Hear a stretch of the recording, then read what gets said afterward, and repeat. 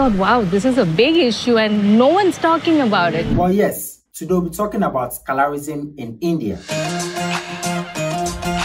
Now, colorism is the prejudice or discrimination against individuals with a dark skin tone, especially amongst people of the same racial or ethnic groups. So technically speaking, people hating on their own people for being dark-skinned. So this whole thing of self-esteem being so connected to the color of your skin started really bothering me, because I was very fortunate that my parents didn't give me this complex. But it wasn't that I was naive. I mean, people all around, even my growing up years, somebody would say, oh, you've got nice features, but poor thing, you're dark. Now in India, a light complexion is associated with power, status and wealth. This has eventually given a rise to skin bleaching products.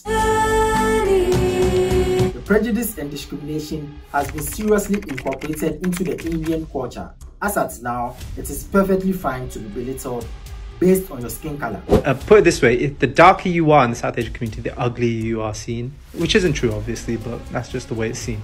So there's a lot of internal racism. Brown people love white people. I say they love white people.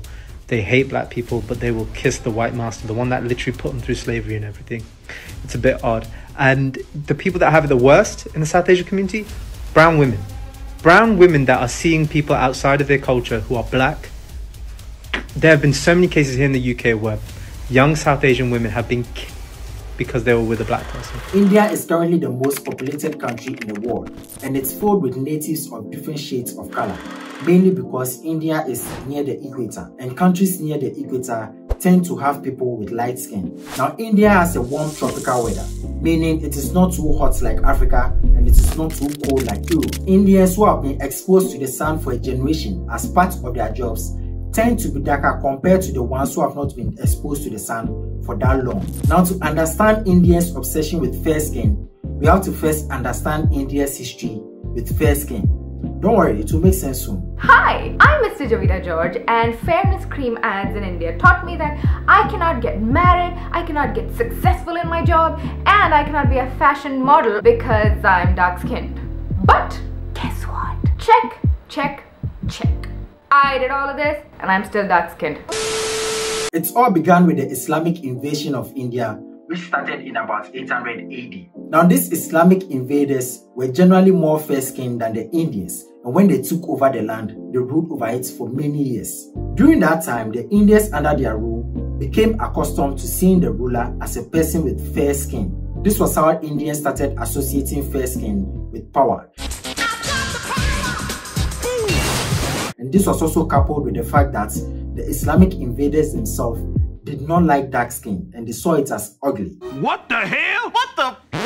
The idea that fair skin was equal to power, wealth and beauty, and dark skin was equal to poverty, subservience and ugliness was introduced to Indians. But colorism truly came into effect under the British. So when the British came to India, they saw fair-skinned Indians and dark-skinned Indians, but most of them were dark-skinned. The British themselves believed that the fair-skinned Indians were much more superior to their dark-skinned counterparts.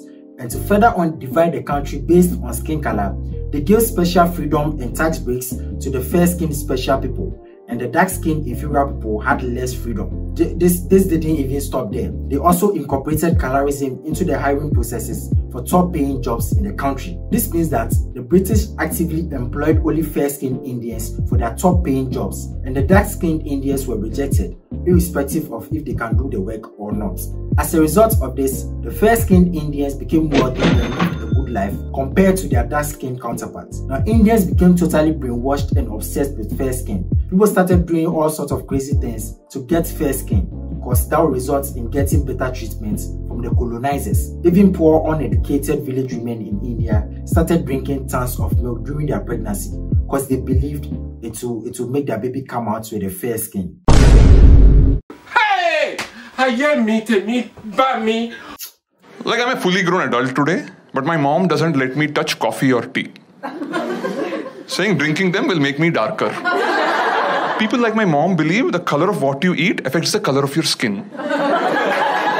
One of my friends just gave birth to a baby girl, and she told me that as soon as she had the baby, all her relatives were calling her from India, and without a doubt, every relative asked her if the baby was a Gori or a Kali.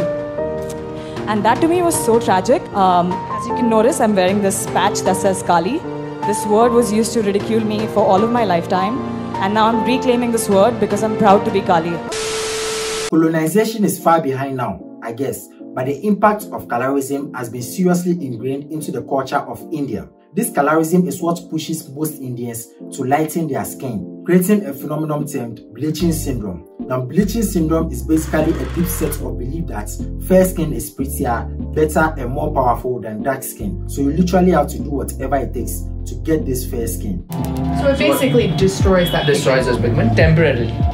How popular has this treatment been? From last year, there's a 100% increase in the number of people who are coming in for this treatment. Wow, you've seen 100% growth in this part of your business. Yes. A growing market of bleaching products have come up to fill the demand for fair skin. Handsome one, banda one. Naya Fair and Handsome Fairness Cream. मर्दों की सख्त त्वचा के लिए इसका 5-action fairness system they long-lasting गोरापन. New Pond's White Beauty, now with lycopene, gives your skin a radiant pinkish white glow. When I saw the commercial, it took me looking at myself and seeing that commercial for me to understand that I'm standing for exactly what made me insecure as a teenager. Zoom try करना क्या हुआ? ये तो दूर से top, पास से flop. ये pimples और सांवली त्वचा का कब होगा फुल स्टॉप? नया फेयर एवर जीरो पिंपल साधारण फेयरनेस क्रीम से कहीं बेहतर, क्योंकि ये दे पूरे 89% सुरक्षा मुहासों से.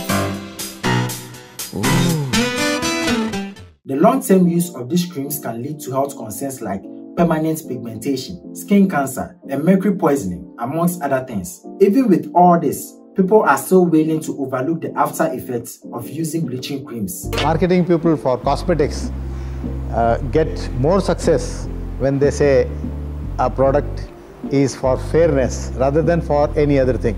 சருமத்தை வெயிலில் இருந்து பாதுகாத்து 4 வாரங்களில் தரும் எல்லாவற்றையும் தலைகீழாய் மாற்றும் சிகப்பழகு. பையனை பிடிச்சிருக்கு. Now, these ads are normally spearheaded by popular actors and actresses who have a great amount of influence on the Indian society. Even in Bollywood, we can see this discrimination. Fair-skinned Indians are normally casted as heroes and people of good character and all that. And the dark-skinned Indians are normally goons, bad people, terrible people who need to be beat up. Technically, any Bollywood movie you watch right now, like the goons and the bad people, are always the dark-skinned ones.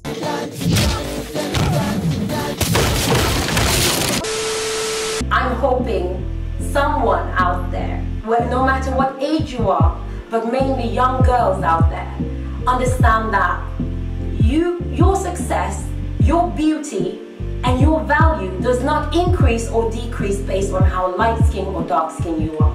Women who are dark-skinned today will understand that you can be beautiful at every shade. You don't have to buy the lies that are being force-fed to us from childhood to adulthood, that we are not worthy unless we are light. If you are a black girl out there and you're dark-skinned and you're beautiful and you can't see it, I empathize with you. I know how hard it is to love yourself in a world that teaches you not to love yourself. And I'm so angry at society and these companies that make you feel like you need to be lighter to be beautiful.